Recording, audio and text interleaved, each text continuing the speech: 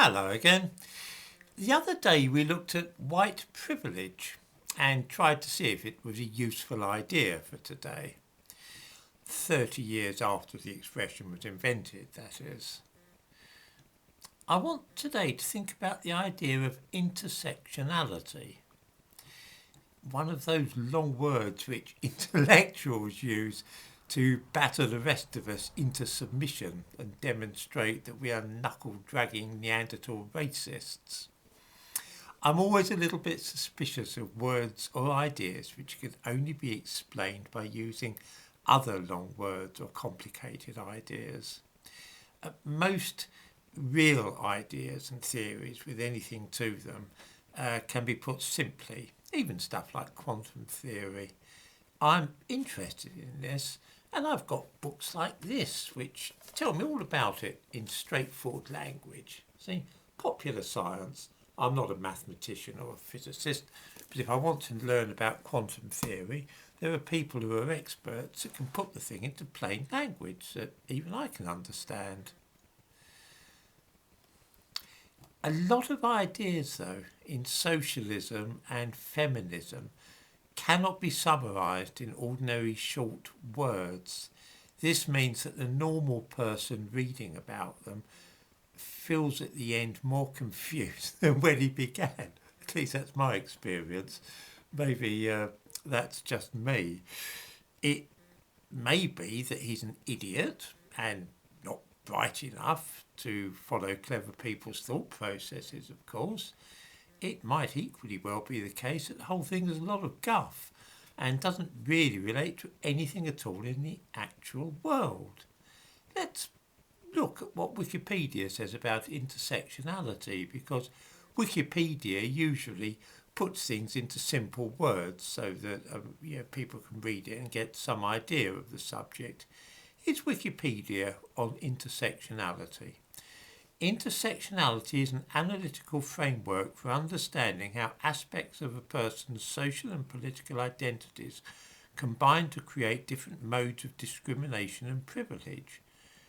Intersecting and overlapping social identities may be both empowering and oppressing. Intersectionality broadens the lens of the first and second waves of feminism. Intersectionality is a qualitative analytic framework developed in the late 20th century that identifies how interlocking systems of power affect those who are most marginalised in society. Actually, making sense of quantum theory is a doddle compared to this stuff. The gist of it seems to be that there are things that make one a victim or oppressed. Things like being a woman, being young, being black or being gay. And then there are empowering qualities such as being white and male, old and straight. The more of those oppressive qualities you have, for example, if you're a woman and black and gay, then the more badly you'll be treated by society. I think this is what is meant, stripping away the verbiage. Intersectionality appeared in 1989, the same year, coincidentally, that white privilege appeared. It's a problem, though, with intersectionality, the same problem that we have with white privilege. All this stuff about being male bringing empowerment and being black indicating that you are oppressed and all the rest of it may well have been true in the deep south in the United States 60 years ago. Probably was. But it's not at all the case with Britain in the 21st century. Women are not automatically oppressed any more than men are, as a matter of course, empowered. Perhaps I can give a couple of examples to show that this is a pretty silly idea in today's world. When I worked in Hackney, I remember once looking through the internal telephone directory and being astounded at the way that the housing department and the department which dealt with grant giving were almost entirely made up of Yoruba names. Almost everybody in those departments seemed to be called Yatunde or Lusanya. The reason was simple. Yoruba people, that's one ethnicity in Nigeria, have a knack of finding their way to places with money, to put the case as politely as I can. When you've had random emails from people trying to get you to join in a scheme for releasing $10 billion from an account of some dead person, the chances are it's a Yoruba who's working the racket. An Igbo friend of mine told me actually where the money was in the housing department because I couldn't quite figure it out for myself. What was happening is that the people there would commandeer council properties by having them marked void in the records, which means that they're uninhabitable. They were then advertising them to rent in Lagos, and when people came to London renting them out, it was part of a complicated scam they had going with other Yorubas working in the DHSS at that time. It was a neat scheme. I mean, they pocketed a lot of money from it. At once, the whole edifice of intersectionality collapses.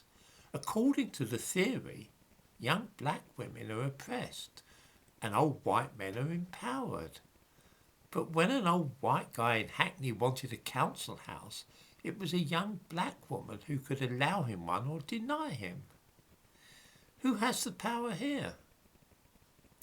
The same thing happened when people applied for grants for charities, with the money going to groups nominated by the Yoruba, generally African charities.